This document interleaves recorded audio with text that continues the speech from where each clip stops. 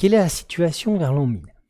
Eh bien, on le voit, 987, c'est l'année où Hugues Capet, le premier roi donc capétien, arrive sur le trône. Mais quand on y regarde un petit peu plus près, eh bien, le royaume de France est très différent de la France d'aujourd'hui. D'abord parce que les limites, on le voit ici, les limites du royaume sont beaucoup plus petites qu'aujourd'hui, mais surtout parce que le royaume est plutôt divisé. Il n'y a pas d'unité politique, il n'y a pas un roi qui dirige tout et partout. Au contraire, on voit le royaume est divisé en grandes pièces, ici de différentes couleurs, qu'on appelle des duchés ou des comtés, parce qu'ils ont à leur tête des ducs et des comtes. Qui sont ces personnages? Ces personnages sont de grands seigneurs, c'est-à-dire des personnes qui ont de grands territoires qu'il faut défendre, car à l'époque, l'insécurité est importante. Ces seigneurs ont donc besoin de personnes qui les défendent, qui défendent leur territoire. C'est la raison pour laquelle, nous l'avons vu dans une précédente leçon, ces seigneurs vont se lier à des chevaliers lors d'une cérémonie qui s'appelle l'hommage. Simple rappel, le vassal, c'est ainsi qu'on appelle le chevalier qui entre au service d'un seigneur. À travers cette cérémonie, donne sa fidélité et s'engage à apporter l'aide militaire et financière au seigneur quand celui-ci en a besoin.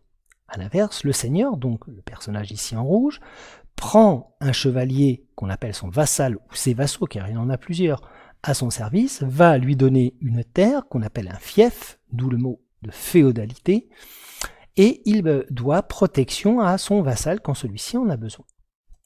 Alors concrètement, quelle est la situation de la famille des Capétiens vers l'an 1000?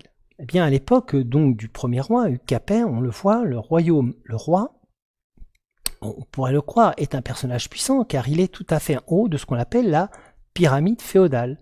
En effet, il n'est le vassal, lui, de personne, c'est le seigneur des seigneurs. Dans la réalité, les choses sont un peu plus complexes, parce qu'il a un simple petit domaine royal. C'est la terre dont il est réellement le chef, donc ce qui apparaît en rouge sur cette carte. Et on comprend mieux, du coup, pourquoi ce roi est faible.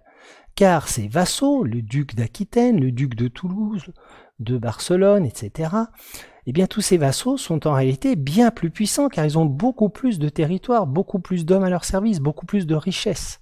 Et c'est la raison pour laquelle eh bien, ils ne lui obéissent pas toujours. Le roi est alors un roi féodal, mais un roi faible. Malgré tout, le roi et la famille des Capétiens ont un certain nombre d'atouts. Parmi ces atouts, on l'a dit, on vient de le dire, il n'est le vassal de personne. Par contre, il a aussi un autre atout, qui est celui du sacre. Ce sacre a lieu à Reims. Tout nouveau roi doit passer par ici afin d'être reconnu comme roi. Et cette cérémonie est donc réservée uniquement à la famille des Capétiens.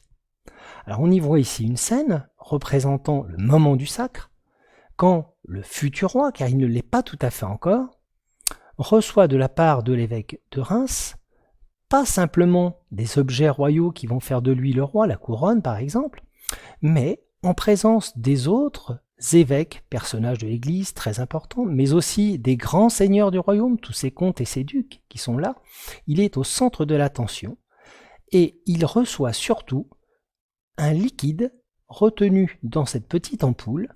On voit ici l'évêque de Reims faire un symbole de croix avec une sorte de pinceau qu'il a trempé ici dans l'ampoule. Il s'agit bien évidemment de cette huile sacrée qui aurait été envoyée par Dieu, c'est en tout cas ce que dit la légende, à l'époque de Clovis. Et c'est ainsi que, grâce au sacre, eh bien, le roi est considéré comme le représentant de Dieu sur terre, parce qu'il a été choisi par lui, puisque l'huile lui a été apposée lors de ce fameux sacre. Alors, la cérémonie ne se termine pas ainsi. En effet, après avoir été sacré, il reçoit un certain nombre d'objets qu'on appelle des objets royaux, les insignes royaux, symbole de son autorité, la couronne, on la voit ici, le sceptre, c'est le bâton de commandement, symbole donc de l'autorité royale. Il reçoit aussi l'épée, symbole de son rôle de défenseur à la fois de l'Église et du royaume, c'est le chef des chevaliers. Il reçoit enfin la main de justice, qui montre qu'il est le justicier suprême, celui qui a la décision finale en matière de justice. Au passage, on voit qu'il a aussi un manteau à fleurs de lys. Il n'est pas le seul, car c'est le manteau en fait de la famille des Capétiens. Et des Capétiens, il n'y a pas que le roi, il a des frères, il a des cousins qui sont aussi des Capétiens. Au simple petit détail, on voit ici que dans les musées, comme au Louvre, on peut voir encore aujourd'hui un certain nombre de ces objets royaux, comme ici un sceptre, la main de justice, l'épée ou la couronne. Alors, comment les Capétiens vont-ils affirmer leur autorité en France alors qu'ils sont faibles? C'est ce qu'on va essayer de voir justement dans une deuxième partie.